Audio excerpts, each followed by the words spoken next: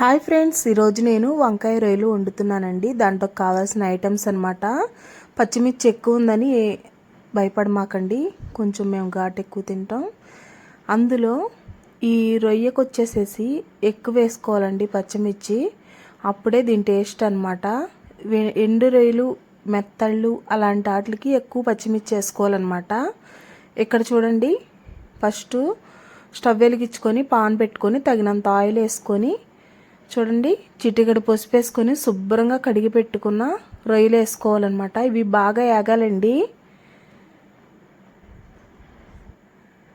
Hi friends, welcome back to my channel Durga kitchen 916. Friends, ఇప్పుడు నేనైతే పచ్చిమిర్చి వేస్తున్నానండి.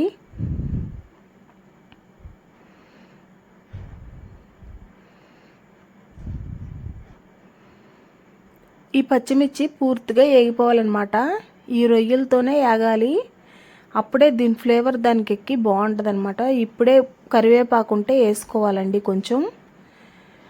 చూడండి, చక్కగా నీట్గా కడిగి పెట్టుకున్న కరివేపాకు ఇలా వేసుకోవాలన్నమాట. చాలా అంటే చాలా టేస్టీగా ఉంటుందండి, ఖచ్చితంగా ట్రై చేయండి. దీని టేస్ట్ తెలియని వాళ్ళకి చెప్తున్నానండి. ఫ్రెండ్స్, నా వీడియోస్ కనుక మీకు నచ్చితే లైక్ చేయండి, షేర్ చేయండి, కామెంట్ చేయండి ఫ్రెండ్స్. అలాగే సబ్స్క్రైబ్ చేసుకోండి ఫ్రెండ్స్, మర్చిపోమాకండి. పక్కనున్న బెల్ ఐకాన్ నొక్కితే నేను చేసే ప్రతి ఒక్క వీడియో మీకు వస్తుంది. ఇలా సింప్లీగా మీకు అర్థమయ్యేలాగా చేసి పెడతాను చూడండి. అలాగే మీకు ఏ ఐటెం కావాలంటే నాకు మెసేజ్ పెట్టండి, నేను అది వండి మీకు వీడియో పెడతాను, చూద్దురు కానీ.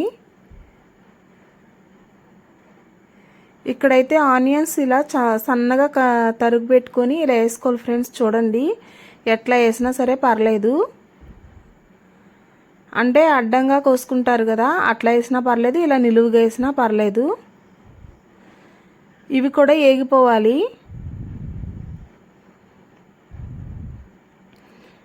ఇవైతే ఏగినాయి కదా, చూడండి. ఇప్పుడు నేను వంకాయ ముక్కలు కూడా వేసేస్తాను. వంకాయ ముక్కలు కోసుకునేటప్పుడు కొంచెం సాల్ట్ కానీ కల్లుప్పు కానీ వేసుకోండి, అప్పుడు తొందరగా కంటర్ రావండి, లేకపోతే కంటర్ వచ్చేస్తుంది కర్రీ. అసలు దీంట్లో వాటర్ అంటూ పోయకూడదండి, ఇది ఏపుడు కదా. టమాటా అవి వేసుకున్నప్పుడైతే వాటర్ పోసుకోవాలండి, కొంచెం నూనెలోనే ఈజీగా మగ్గిపోద్దండి. చూడండి, కొంచెం ముక్కలు వేసుకున్నాక ఇవి కలుపుకోవాలండి కింద నుంచి పైకి. చూడండి, మొత్తం తాలింపు అంతా కలిసిపోయేలాగా చూడండి, ఇలా కలుపుకోవాలన్నమాట. మిగతా ముక్కలు కూడా వేసేసుకుందాం. అసలు దీంట్లో వాటర్ ఏం పోయిన అవసరం లేదండి, ఈజీగా మగ్గిపోద్ది. రొయ్యి కూడా ఈ వంకాయతో పాటు చక్కగా చూడండి, మనం ఆల్రెడీ ఒక 4-5 నిమిషాలు ఆ రొయ్యలు శుభ్రంగా క్లీన్ చేసుకునేటప్పుడే నానిపోతాయండి. మెత్తళ్ళు, ఎండి చేపలు, రొయ్యలు అనేవి వర్షాకాలం అప్పుడు వండుకుంటే చాలా టేస్టీగా ఉంటాయండి. చూడండి, చాలా బాగుంటుంది అన్నమాట. వేసవకాలం ఎలాగో మనం అంతగా తినలేము కాబట్టి వాటర్ తాగుతూనే ఎక్కువ, ఇంకా జ్యూసులు, వాటర్ అవన్నీ తాగుతాం కదండి. ఇక్కడైతే ఇప్పుడు వర్షాకాలం అయితే ఒక ముద్ద అన్నం ఎక్కువ తింటాం కదా, అలాంటప్పుడు ఇలా చేసుకుంటే చాలా బాగుంటుంది. ఇక్కడైతే సాల్ట్ మీ టేస్ట్కి తగ్గట్టు మీరు వేసుకోండి. నేనైతే 2 స్పూన్లున్నర వేసానండి, మీ టేస్ట్కి తగ్గట్టు మీరు వేసుకోండి. ఇక్కడ కారం కూడా మేము కొంచెం స్పైసీ ఎక్కువ తింటాం కాబట్టి నేను ఒక 2 స్పూన్ల వరకు వేస్తున్నానండి. కారం కూడా మీ టేస్ట్కి తగ్గట్టు మీరు వేసుకోండి.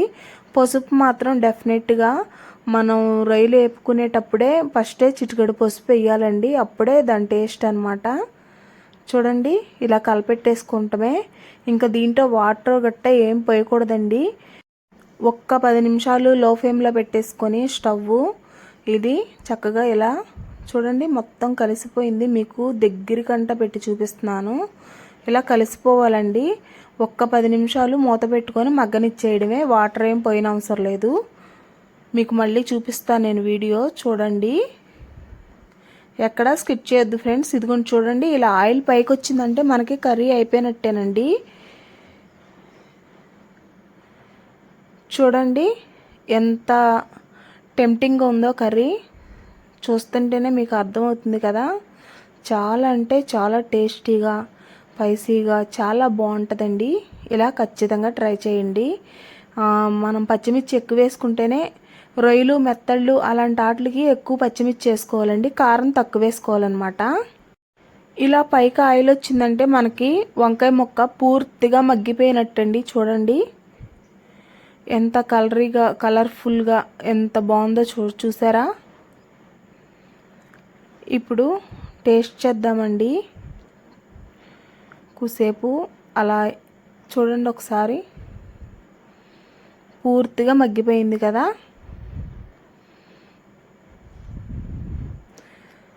ఫ్రెండ్స్ మరీ చెప్తున్నాను అనుకోమాకండి. నా వీడియో కనుక మీకు నచ్చితే లైక్ చేసి షేర్ చేయండి ఫ్రెండ్స్. అలాగే పక్కన ఉన్న బెల్ ఐకాన్ నొక్కండి. ఖచ్చితంగా సబ్స్క్రైబ్ చేసుకోండి ఫ్రెండ్స్. ఇప్పుడైతే టేస్ట్ చేద్దాం. కర్రీ అయితే అయిపోయింది. స్టవ్ కూడా ఆపేస్తానండి.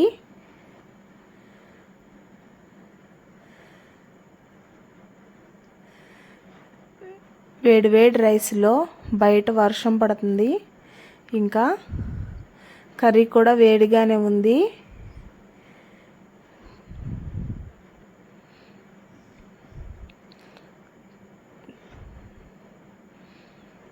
చాలా అంటే చాలా బాగుంది ఫ్రెండ్స్. మీరు ఖచ్చితంగా ట్రై చేసుకొని వండుకొని తినండి. కరివేపాకు పారేయొద్దు, ఎందుకంటే కళ్ళకి మంచిది కదా.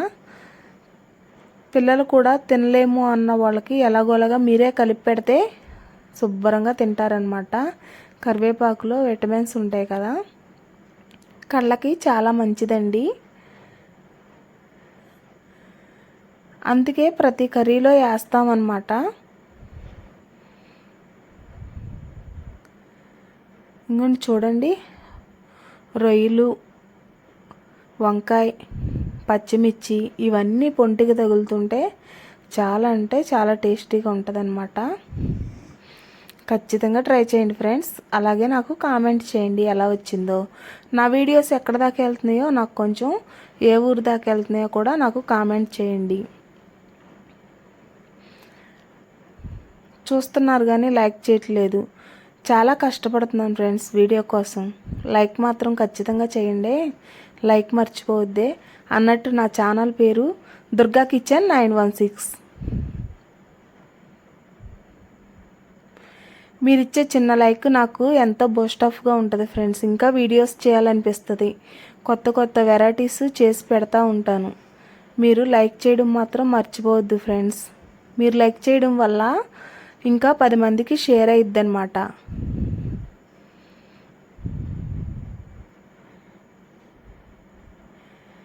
ఇప్పుడు నేను వేసింది కరివేపాకే కానీ పచ్చిమిర్చే కానీ ఏవైనా సరే అన్నీ ఉపయోగకరమైనయే. ఏది కూడా మిస్ చేయకోకుండా తినండి. Bye friends. వీడియో అయితే ఇది. లైక్ మాత్రం మర్చిపోమాకండి. Subscribe to my channel. Bye friends.